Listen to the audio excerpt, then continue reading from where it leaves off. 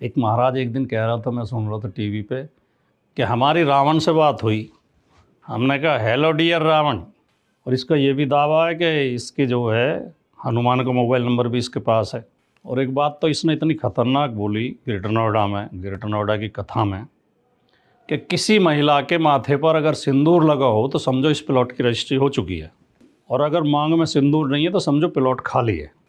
ऐसे बेहुदे लोगों को भी हम अंधविश्वास के कारण संत की श्रेणी में रखते हैं, साधु की श्रेणी में रखते हैं। ऐसे लोगों को भी इस समाज में सम्मान मिलता है, इन लोगों का तो बहिष्कार होना चाहिए। एक और महाराज है, बहुत बड़बोला और हमेशा उल्टी सीधी, वो सब धेले भर का ज्ञान नहीं है, ना शास्त्रों का ज्ञान है, ना धर्म का ज्ञान है, ना इतिहास का, राजनीति का या देश के बारे में कोई ज्ञान है, लेकिन जवाब हर सवाल का देता है और उलझुल सवाल करता है। एक दिन पूछ रहा था कि 70 में क्या जोड़ना है कि 17 हो जाए। अब लोग चकरा रहे हैं कि 70 में से तो घटाना पड़ेगा 17 करने के लिए। बोले नहीं, 70 में जोड़ना है। तो कह रहा 70 के बाद आ लगा दो, 17 हो जाएगा। ऐसी ऐसी बेहूदी बातें। एक दिन कह रहा है कि बिस्किट खाना जो है, बिस्किट जो है बिस्किट किट है, जहर की किट है ये इसलिए इसे बिस्किट कहते हैं कि ये विस्की किट है।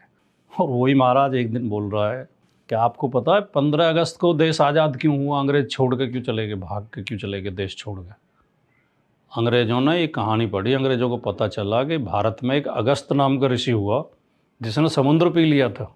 तो अंग्रेज़ों ने सोचा कि वो तो 1 अगस्त ने समुद्र पी लिया था और आज तो 15 अगस्त है, तो 15 अगस्त को हम कैसे झेल पाएंगे। तो 15 अगस्त की रात को ही अंग्रेज़ देश छोड़ कर भाग गए। ऐसी ऐसी मूर्खतापूर्ण बातें।